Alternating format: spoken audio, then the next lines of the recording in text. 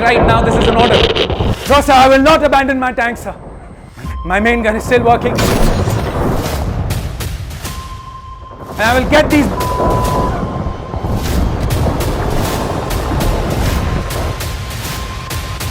Jai Hind!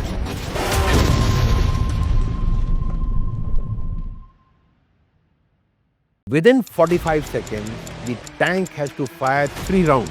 One of the 3 rounds has to hit the target. I'm told that 3 rounds were fired in 35 seconds and all 3 rounds hit the target. You are not going to the NDA. NDA Mukesh जाएगा.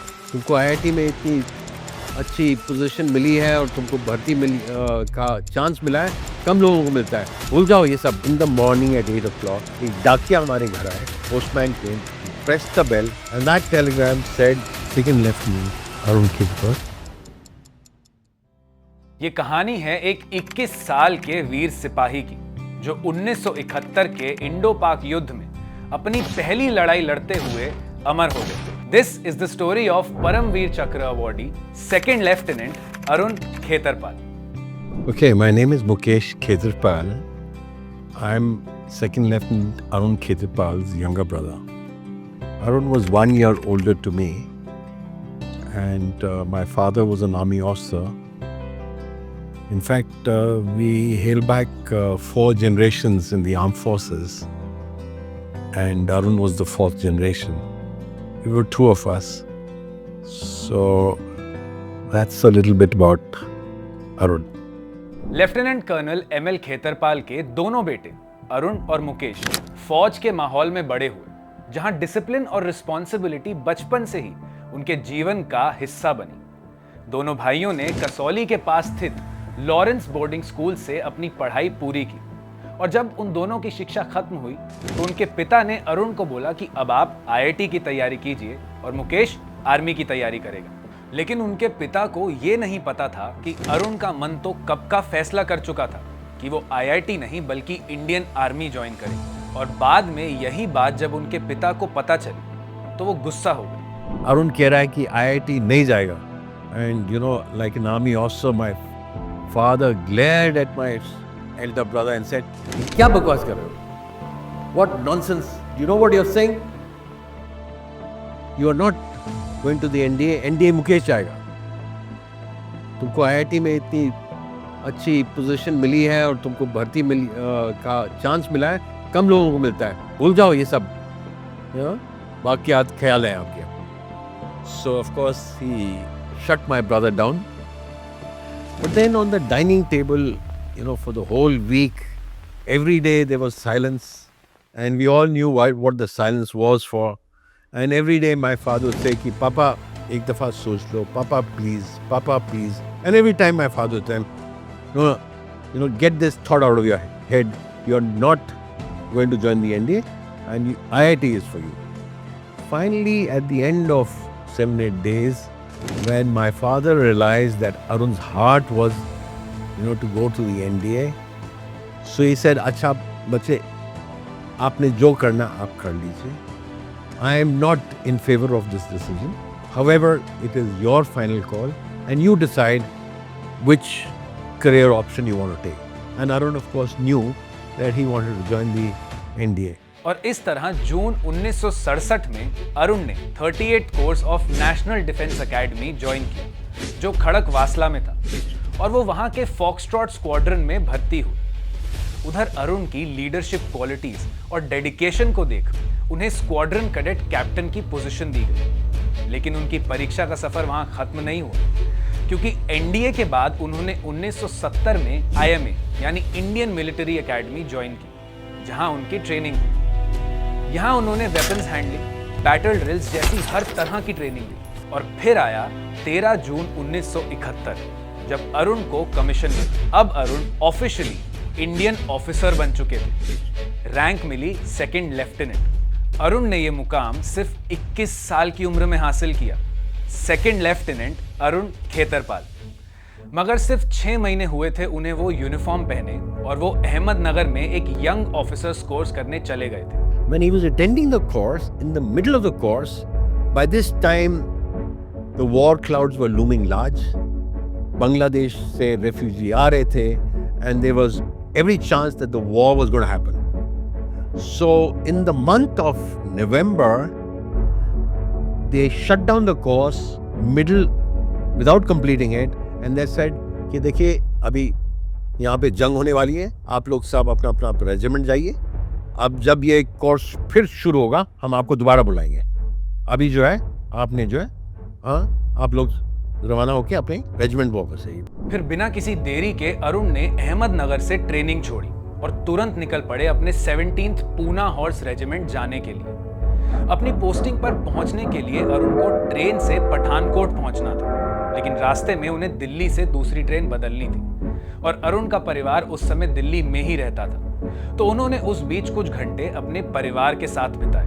और फिर अपने परिवार से मिलने के बाद जब अरुण वापस पठानकोट जाने के लिए स्टेशन पहुंचे तो उनकी मां ने बोला कि बेटा शेरों जैसे लड़के आना, तू अब सिर्फ मेरा नहीं इस धरती का लाल है, तेरे इन कदमों से अब माटी का मान बढ़ेगा, जा मेरे शेर, लहराता तिरंगा तेरा इंतजार करेगा। और फिर अरुण पहुंचे युद्ध के मैदान में, जो हुआ था बसंतर के शकरगढ़ सेक्टर में। बसंतर एक नदी और टाउन दोनों था, वो एक सीमा थी जिसके एक पार पाकिस्तान था और दूसरी ओर भारत। मगर ये लड़ाई बसंतर पर क्यों हो रही? Why did they choose Basantar?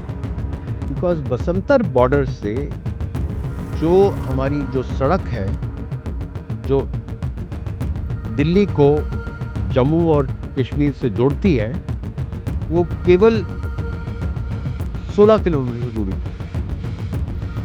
तो पाकिस्तान ने ये सोचा था कि अगर वो इस रोड को लेके किसी तरह से काट दें तो the communication between India and Kashmir would break and then they would have a bargaining situation with Pakistan कि आपने बांग्लादेश लिया, हमने आपका कश्मीर काट लिया, तो भैया अब थोड़ा सा बाटर कर। और अब पाकिस्तान की फौज को रोकने के लिए इस मिशन में शामिल हुए 54 इन्फेंट्री डिवीजन, इसमें 47 इन्फेंट्री ब्रिगेड और उनमें 3 grenadiers, 9 engineer regiment, 18 Rajputana rifle और 16 मद्रास जैसे वीर, और साथ थे 17 पूना हॉर्स के टैंक्स। लेकिन पाकिस्तान को बसंतर पार करने से रोकना था। इसके लिए इंडियन आर्मी का क्या प्लान है? अगर आपको एनिमी के एरिया में घुसना हो तो आपको पहले एक सेफ जोन बनाना पड़ता है जहां से टैंक्स, ट्रक्स, सोल्जर्स आसानी से क्रॉस कर सकें, और इसी जोन को कहते हैं ब्रिज हेड। इसलिए इंडियन आर्मी के लिए बसंतर पार करने से पहले एक ब्रिज हेड बनाना बहुत जरूरी है।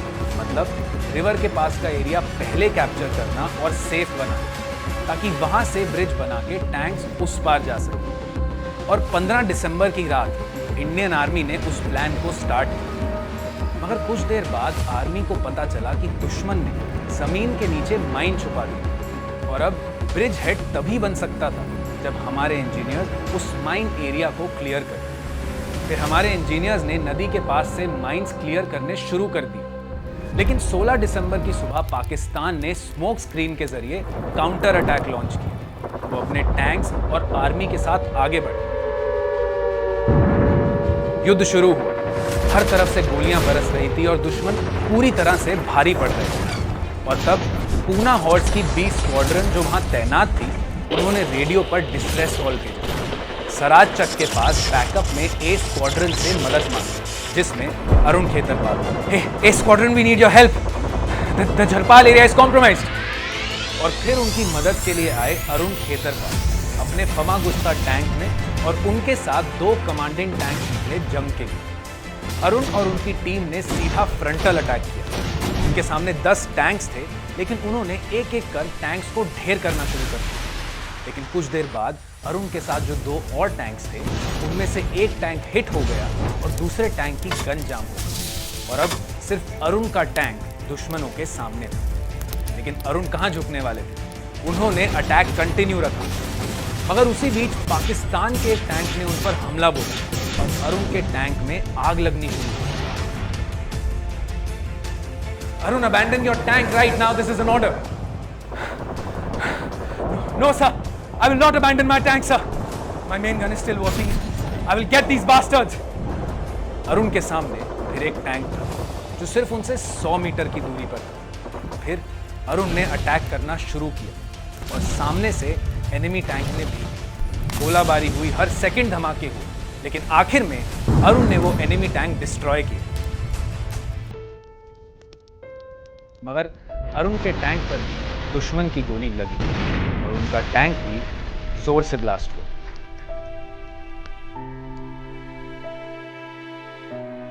उस मैदान में एक 21 साल का जवान लड़ा और दुश्मनों के सामने वो अकेला भारी पड़ा। In the morning eight 8 o'clock,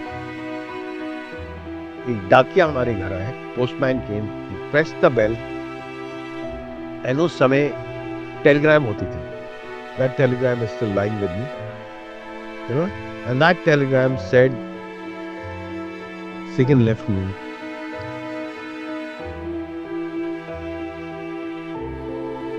Arun Kizwar,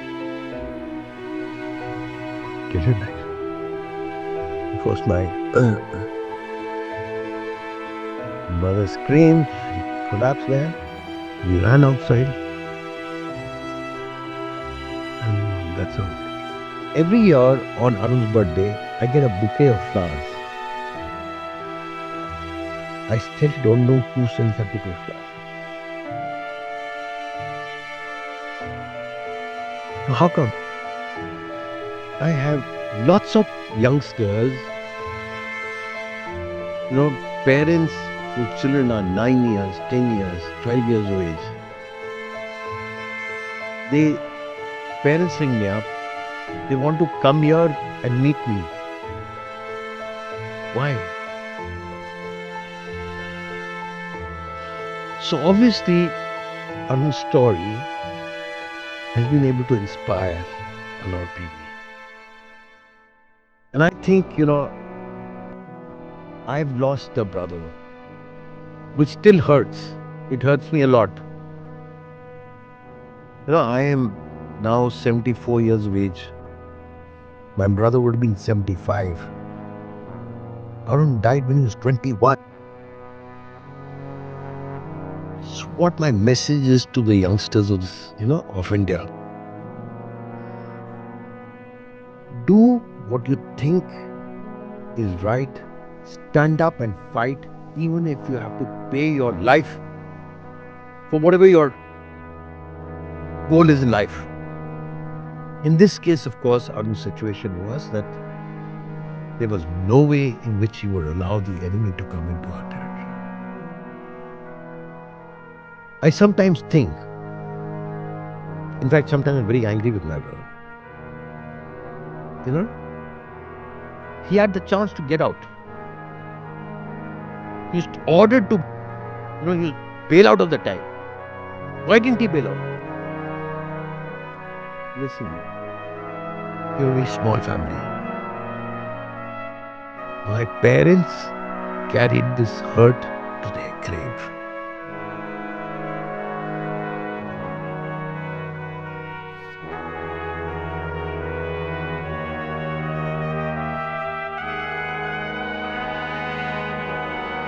However, I think I'm sacrificed.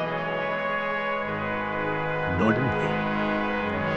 Many people got, there was accident on the road, he died.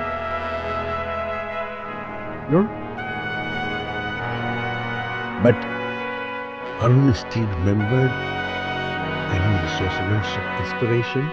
And I think every young person in the country is an Arun.